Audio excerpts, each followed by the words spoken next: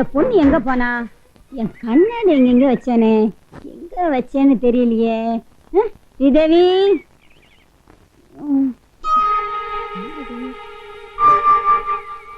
யாரங்க? ஸ்ரீதேவி,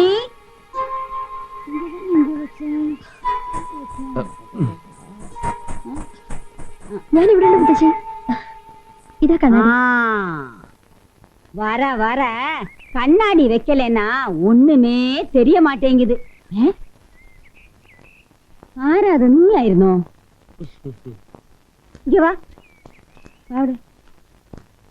അവിടെ ആരോ രണ്ടുപേര് നിന്നതുപോലെ തോന്നിയല്ലോ. അതെ, രണ്ടുപേരുണ്ടായിരുന്നു. ഒന്ന് ഞാൻ, ഒന്നെന്റെ ഷാഡോ. നിഴൽ നിഴൽ നിഴൽ. ഓ, അത് ശരി. അല്ല മുത്തശ്ശി, കണ്ണാടി ഇല്ലെങ്കിൽ മുത്തശ്ശിക്ക് ഒട്ടും കണ്ണു കാണാൻ പാടില്ലേ? അപ്പടിയൊന്നും ഇല്ല, ഒരു ചെറിയ മങ്ങല്, അവളോതാ. മങ്ങലെന്ന് പറഞ്ഞാ ഇത്ര അടുത്ത് നിന്നാ കാണാൻ പറ്റുമോ? കണ്ണാടി ഇല്ല എന്നാ തെരിയാത്. ദൈവമേ, രക്ഷപ്പെട്ടു. രക്ഷപ്പെട്ടോ? അല്ല, ഇങ്ങനെ ഒരു കണ്ണാടി ഉള്ളത് കൊണ്ട് മുത്തശ്ശി രക്ഷപ്പെട്ടു എന്ന് പറയായിരുന്നു. അല്ലെങ്കിൽ എന്തെല്ലാം കുഴപ്പമുണ്ടായിരുന്നു ഇവിടെ. കുഴപ്പമാ? അതല്ല, കണ്ണാടി വെച്ചപ്പോ മുത്തശ്ശിക്ക് നല്ലൊരു എടുപ്പുണ്ട്. എടുപ്പാ?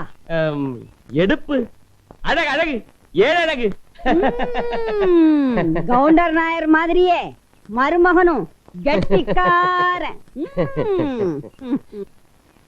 അപ്പൊ കണ്ണാടി അടിച്ചു മാറ്റിയാൽ തൽക്കാലം ഇവിടെ പിടിച്ചു നിൽക്കാം. എനിക്ക് ആകെ പേടിയായി തുടങ്ങിയിരിക്കുന്നു. എന്തോ ഭാഗ്യം കൊണ്ടാ മുത്തശ്ശിയുടെ കണ്ണീന്ന് രക്ഷപ്പെട്ടത്. അയ്യോ, അത് ഭാഗ്യം കൊണ്ടൊന്നുമല്ല. പിന്നെ അവർക്ക് കണ്ണു കാണാൻ വയ്യഞ്ഞിട്ട്. തമാശ പറഞ്ഞ് ചിരിക്കാനല്ല ഞാൻ പറഞ്ഞത്. ഇതൊന്നും പാടില്ല. രാജവല്ലി ഇതറിഞ്ഞ സഹിക്കില്ല. വയ്യ, എനിക്ക് ആ ശാപം വാങ്ങാൻ വയ്യ. ശാപമോ? ഞാൻ അവളെ കല്യാണം കഴിക്കാന്ന് വാക്കൊന്നും കൊടുത്തിട്ടില്ല. പിന്നെ എന്തിനാ ഇങ്ങോട്ട് പോകുന്നത്? നമ്മൾ രണ്ടുപേരും ഒന്നു ചേരാൻ. ദേ, ഇങ്ങോട്ട് നോക്കി.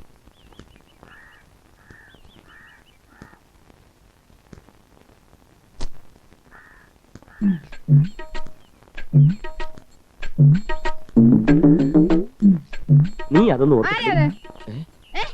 അയ്യോ ചേച്ചി, അങ്ങോട്ട് വഴിയില്ല. അയ്യോ.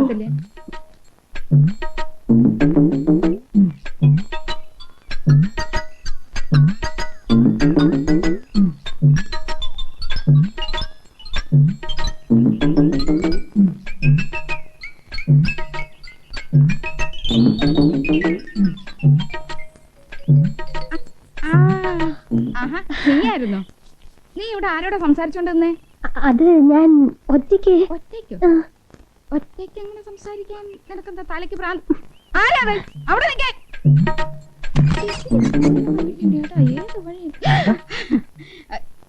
എന്താ? അശോകൻ, അശോകൻ അല്ല, ചേട്ടൻ. ചേട്ടനെ കണ്ടോ? അടുക്കള ഭാഗത്ത് നിൽക്കുന്ന കണ്ടു. ഈ മനുഷ്യനെ കൊണ്ട് ഞാൻ തോറ്റു. എപ്പോ നോക്കിയാലും അടുക്കളയില്ല. ഞാൻ നോക്കിട്ട് വരട്ടെ.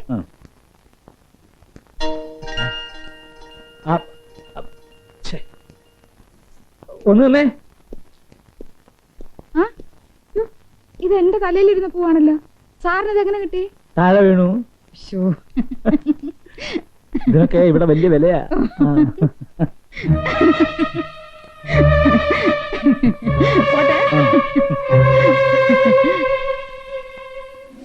വക്കീൽ സാറേ, അല്ല, ഈ വക്കീൽ എന്ന് പറയുന്നത് ഇരട്ടപ്പേരാണോ അതോ ജോലിയാണോ? അതെന്താ ജ്ഞാനശീലം ഗുരുക്കൾക്ക് ഇപ്പോഴങ്ങനെ ഒരു സംശയം? അല്ല, കോടതിയിലൊന്നും പോകുന്നു കാണുന്നില്ല. കേസൊന്നുമില്ലേ? ചില പുതിയ പുതിയ കേസുകൾ തെളിഞ്ഞു വരാൻ സാധ്യതയുണ്ട്. വരും വരും. എനിക്കൊരു സംശയം. ഈ കാർ സ്വന്തമാണോ അതോ ഇവിടുത്തെ? ഇവിടുത്തെയാണ്. സ്വന്തമാണ്.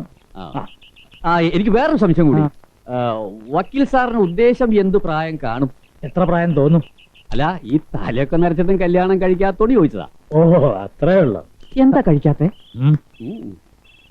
അതെ, മനസ്സിനാണെങ്കിൽ ഒരു പെണ്ണെ ഒത്തു കിട്ടിയില്ല. ഓ, അപ്പൊ മനസ്സിനാണെങ്കിൽ ഒരു പെണ്ണിനെ ഒത്തു കിട്ടിയാ കെട്ടും അല്ലേ? മനസ്സിനാണെങ്കിൽ ഒരു പെണ്ണെ ഒത്തു കിട്ടിയാൽ കിട്ടും.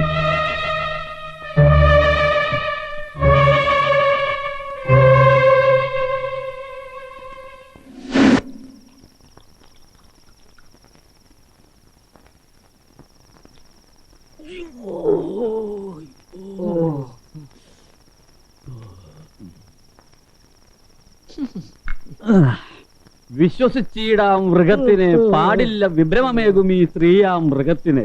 ലാലിച്ച, ജീവിതം വെറും മായാടാ മായ. അതുകൊണ്ട് നീയും അടി. ഒരിക്കൽ അടുപ്പിച്ചത് കാരണം ചക്കാട്ടി തൃപ്തിയായി. ഇനി മദ്യമായിട്ടുള്ള ഒരു ബന്ധം എനിക്ക് വേണ്ട. ബന്ധങ്ങൾക്കൊന്നും ഇവിടെ ഒരു വിലയില്ലടാ. എല്ലാം വെറും മായ. ഇന്ന് സ്വന്തമെന്ന് തോന്നുന്നു, നാളെ സ്വന്തം അല്ലാതെയാവും എന്ന് ഗീത പറഞ്ഞിട്ടുണ്ട്. സിനിമ നടി ഗീതേ? ഭഗവത്ഗീത. ഭഗവത്ഗീത. നമ്മുടെ ഈ ശരീരം ലാലിച്ച വെറും ശരീരം, ആത്മാവാണ് സ്വന്തം. ആത്മാവിനെയാണ് നമ്മൾ സ്നേഹിക്കുന്നത്. ചേട്ടാ എന്ത് പറ്റി? ഇതെന്താ സാധനം? പട്ട പണ്ടിപ്പട്ടേ. അയ്യോ, ഒരു കുന്നിനൊരു കുഴി, ഒരു രാത്രിക്ക് ഒരു പകൽ. മായ, എല്ലാവരും മായ. മനസ്സിനാണെങ്കിൽ പെണ്ണിനെ ഒത്തുകിട്ടിയ കെട്ടും. ഒരു ഭാര്യമാരും വിശ്വസിക്കരുത്. ലാലിച്ച എന്തോ ഞാനൊരു കൊലപാതകയാവും. ചേട്ടന്റെ കട്ടയും പടവും മടങ്ങി എന്നാണ് തോന്നുന്നത്. ഇനി ഇവിടെ ഇരിക്കണം ശരിയല്ല. രാജവല്ലിയുടെ അമ്മയുള്ള കാലത്തും അയാൾ ഇതും പറഞ്ഞ് ഇവിടെ വരുമായിരുന്നു. രാജവല്ലിയോടുള്ള സ്നേഹം കൊണ്ടൊന്നുമല്ല, ഈ സ്വത്തും പണമൊക്കെ കൈക്കലാക്കാനുള്ള വിദ്യ. ദുഷ്ടൻ. അവര് സ്വത്ത് കൈക്കലാക്കുകയോ കല്യാണം കഴിക്കുകയോ എന്ത് വേണമെങ്കിലും ചെയ്തോട്ടെ. ഓഹോ, അപ്പൊ ഇത്രയുള്ള മുറപ്പെണ്ണോടുള്ള സ്നേഹം. ഓ, ഗുണദോഷം തുടങ്ങിയോ? എഴുതിയെടുക്കാൻ തക്കവണ്ണം എന്തെങ്കിലും ഉണ്ടെങ്കിൽ ഒരു പേനയും പേപ്പറും എടുത്തോണ്ട് വരാം. നിന്നെ വന്നിപ്പോ നിന്റെ ഗുണദോഷം കേട്ടില്ലേ? എനിക്ക് ഉറക്കം വരില്ലെന്നായി. എന്തെങ്കിലുമൊക്കെ ഒന്ന് ഗുണദോഷിക്ക്. അയ്യോ എന്റെ ദൈവമേ, ഞാൻ എന്തായി കാണുന്നത്? ഒന്ന് ഓടി വരണേ. എന്റെ കൊച്ചിനെ ഇന്ദ്രവിളി കൈവശം കൊണ്ട് മയക്കിയെടുത്തു. ആഹാ, ഇവിടെ ഇങ്ങനെയും ചിലത് നടക്കുന്നുണ്ടല്ലേ? എടീ നിന്നെ എനിക്കിത് പണ്ടേ സംശയമുള്ളതാ. അവിടെ ഒരു ശൃംഗാരവും നടക്കും. ഇന്ദ്രവിളി കൊണ്ടുവരാൻ ഞാൻ. രണ്ടിനെയും കൈയോടെ പിടിച്ച സ്വർണ്ണ തള്ളയുടെ കൈ കൊടുക്കാം. എന്താടാ കുത്തമ്പടിയോട് നിൽക്കുന്നത്? ഇക്കാര്യം മുത്തശ്ശിയോട് പറയട്ടെ എന്ന് പറ. ഞാനും ഈ നിൽക്കുന്ന ശ്രീദേവിയും തമ്മിൽ ഇഷ്ടത്തിലാണെന്നും ഞങ്ങൾ കല്യാണം കഴിക്കാൻ ആഗ്രഹിക്കുന്നുവെന്നും മുത്തശ്ശിയോട് പറയാൻ ഞാൻ ഇതെങ്ങനെ പറയും എന്ന് കരുതി വിഷമിച്ചിരിക്കുകയായിരുന്നു. എന്താ പറയുന്നില്ലേ ആരും? എങ്കിൽ ഞാനൊരു കാര്യം പറയാം. സത്യം ആരുടെ മുമ്പിലും സധൈര്യം തുറന്നു പറയാൻ ഈ വാരിക്കുഴി അശോകൻ നായർക്ക് ഭയമില്ല. ഭീരുത്വം മരണത്തെക്കാൾ അശോകൻ നായർ വെറുക്കുന്നു. ഈ ഇന്ത്യ മഹാരാജ്യത്ത് ആർക്കും ആരെയും പ്രേമിക്കാം, പ്രായപൂർത്തിയായാൽ വിവാഹം കഴിക്കാം. അതിനൊരു തമ്പുരാട്ടിയുടെ സർട്ടിഫിക്കറ്റ് വേണ്ട. വരൂ, ഇപ്പൊ തന്നെ മുത്തശ്ശിയെ കണ്ട് വിവരം പറയാം. നീ താലി കെട്ടുന്ന ദിവസവും കാത്തിരിക്കുന്ന ഒരു പെൺകുട്ടിയെ നീ മറക്കരുത്. അതുകൊണ്ട് തന്നെ പറഞ്ഞത് ഇപ്പൊ തന്നെ മുത്തശ്ശിയെ കണ്ട് കാര്യങ്ങൾ സംസാരിക്കാമെന്ന്. അളിയാ, ഈ നെഞ്ചിലൊരു കത്തിയെടുത്ത് കുത്ത്, എന്നിട്ട് പൊയ്ക്കോ. പോയി പറ. അപ്പൊ നിങ്ങളായിട്ട് പറയില്ല എങ്കിൽ ഞാനൊരു കാര്യം പറയാം. ഈ പേരും പറഞ്ഞ് ആരെങ്കിലും ഈ കുട്ടിയെ ദ്രോഹിക്കാൻ നോക്കിയാൽ നോക്കില്ല. രാത്രിയുടെ അന്ത്യയാമങ്ങളിൽ കാമവെറി പൂണ്ട ഒരു യുവ കോമളൻ ശ്രീദേവിയുടെ വാതിൽ. ആ ശബ്ദം വെറിയം വാതിൽ തുറന്നത്. ഓഹോ, അവൻ അകത്തേക്ക് കിടക്കുന്നു. ആരാണവൻ? ചേട്ടൻ മുത്തശ്ശി അടക്കം എല്ലാവരെയും വിളിച്ചു നിർത്തണം. വിഷയാസക്തനായ യുവാവിനെ പിടികൂടാനല്ല, അവരെങ്ങനെങ്കിലും രക്ഷപ്പെടും. എന്നും അവനിവിടെ വരാറുണ്ടെന്നും ശ്രീദേവി ജാരസംസർഗമുള്ളവളാണെന്നും പിഴച്ചവളാണെന്നും മുത്തശ്ശിയെ ധരിപ്പിക്കണം. ആ നിമിഷം അവളെ പാഴ്സൽ ചെയ്യും. ആ ജാരൻ ആരാണെന്ന് പറഞ്ഞില്ലല്ലോ. വക്കീലായിരിക്കും അല്ലേ? അല്ല. പിന്നെ ആ യുവ കോമളൻ ഞാനായാലോ? നീയോ? കഥയിൽ ചോദ്യമില്ല. ലാലിച്ച, കണ്ണു കണ്ടൂടാ, എവിടെങ്കിലും കൊണ്ടുപോയി ഇരുത്തും. മൂക്ക് വലിച്ചു വിടാതെ നീനോക്ക്. എന്തെങ്കിലും ദേവോ നിനക്ക്. എന്റെ പ്ലാൻ നടപ്പിലാക്കാൻ പറ്റിയ ഒരു സ്ഥലത്ത് എന്നെ കൊണ്ടിരുത്തിയിട്ട് ചേട്ടൻ പോയി എല്ലാരും വിളിച്ചുണത്തെ. ഇതിന്റെ കീഴോട്ട് കയറിക്കോ. ഏതിന്റെ? കട്ടിലിന്റെ. മൂക്ക് വലിച്ചു വിടാ. മെല്ലെ മെല്ലെ, മൂടി പോവും, മൂടി പോവും. പോ, വായി നോക്കിക്കാതെ പോ.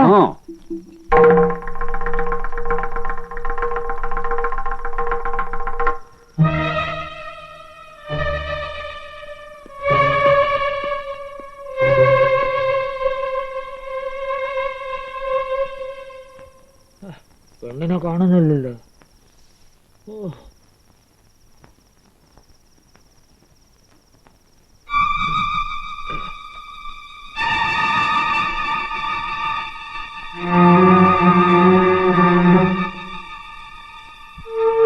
കാറ്റും കാണാൻ വയ്യ.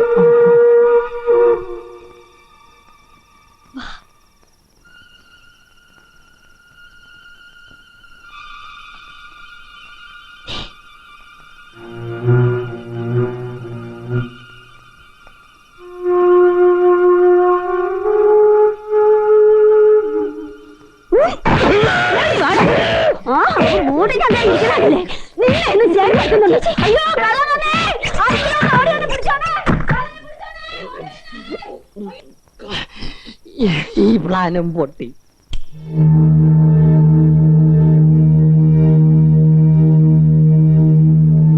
ഈ ബംഗ്ലാവിന്റെ ചരിത്രത്തിൽ ആദ്യമായിട്ടാണ് ഇങ്ങനെ ഒരു സംഭവം നടക്കുന്നത്. என்ன ശ്രീദേവി ആള് யாருன்னு உனக்கு தெரியுமா? ഇല്ല, മുഖംമൂടി വെച്ചിരുന്നോണ്ട് എനിക്ക് മനസ്സിലായില്ല. ഞാൻ കള്ളന്റെ കാല് നോക്കി നല്ല അടി കൊടുത്തിട്ടുണ്ട്. അത് ഇടത് കാലിക്കാ വലത് കാലിക്കാണ്ട് കറക്റ്റാ சொல்ல முடியுமா? ഇയാൾ എന്തുവായി പറയുന്നേ? അടിക്കാൻ നേരത്താണോ വലത്തുകാലും ഇടത്തുകാലും നോക്കുന്നേ? കാലിന് മുറിവ് പറ്റിയിട്ടുണ്ടെങ്കിൽ കള്ളനെ കാലത്ത് കണ്ടുപിടിക്കാം. ഏതായാലും ബംഗ്ലാവിന് പുറത്തുള്ള ആരുമാകാൻ വഴിയില്ല. വക്കീലേ, அப்படின்னா நாளைக்கு காலையில எல்லாருடைய காலும் എനിക്ക് നേരിട്ട് പരിശോധിക്കണം. മല്ല ആച്ചി ദൈവാധീനം കൊണ്ടാ എനിക്കങ്ങനെ ചെയ്യാൻ തോന്നിയത്. എന്നാലും നിന്റെ ധൈര്യം ഞാൻ സമ്മതിച്ചിരിക്കുന്നു. നാളെ കള്ളനെ കൈയോടെ പിടിക്കും കൂടെ ചെയ്താ നമ്മൾ രക്ഷപ്പെട്ടു. എന്തായാലും മുത്തശ്ശിക്ക് എന്നോട് അല്പം മമത കൂടിയിട്ടുണ്ടെന്നാ തോന്നുന്നത്. കൂടിയിട്ടൊന്നും ഉണ്ടാവില്ല.